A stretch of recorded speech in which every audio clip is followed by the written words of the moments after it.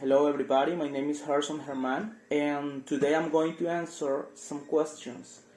The first question says, what are the main advantages of using pre, while and post listening activities? Okay, I consider that the main advantages of using this kind of activities and listening is that the students have the advantage to show knowledge in a gradual way because they are going to start by things that are not so complex in the pre, but in the while they are going to be asked to show specific information about the listening, right? And also in the post listening, the teacher can ask for a review, can ask for something similar, right? So that maybe they or the teacher can have like a feedback from students about the listening. So in that way, it's a very ordered way to get information and also to have like a different perspectives. I mean, the listening activity is not going to be so simple, but it's going to be very complete. Okay, the second question: what are some disadvantages of using unidirectional listening activities? I consider that some disadvantages. First is that students are not going to have like that interaction with others because it is going to be just with him or herself, right? So in that way, maybe students are not going to have the opportunity to have like an evaluation or to see or to corroborate what is wrong or what is good just by themselves. But it's very important when someone else is like speaking and they can listen. But just with themselves is going to be more difficult. So I consider that this is kind of this is a disadvantage, the main disadvantage for me. And the number 3, okay, what activity from the document developing listening skills with authentic materials are you more likely to use in one of your lessons and why? Okay, I will choose the radio activity, the radio listening activity. Why?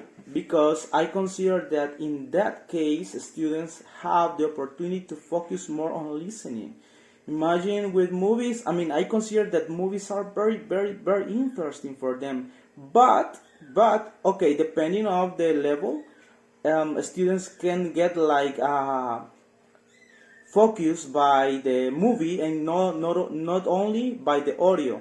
But with the radio is different because I mean they are not using, let's say, they are not paying attention with their eyes or something else, just with the listening, right? So for me that's better and that's very good as well. So I would like to use that one.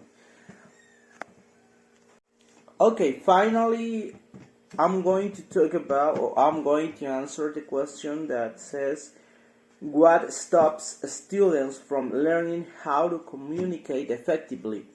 Okay, I will say that, first of all, what stops students from learning how to communicate effectively is fear, because they feel fear sometimes to speak, they are not confident, and that stops communication, right? Also, I consider that vocabulary is very necessary, and sometimes students don't know how to say something, and they know what they want to say, but they don't know how to say it. So it is because of the lack of vocabulary and also pronunciation, right? So it is related to lack of vocabulary, because when you don't know a word, you don't know how to pronounce it, right? So, and also I consider that students tend to hide emotions while they are speaking. So in the video that is in YouTube, communication skills, I consider that emotions are very important. So it's very important to show what you are saying at the time that you are speaking. So Communication is that, right? So when you are speaking, you show what you are talking about. If you are talking about something that is sad, I mean, you are not going to be like this, serious, right?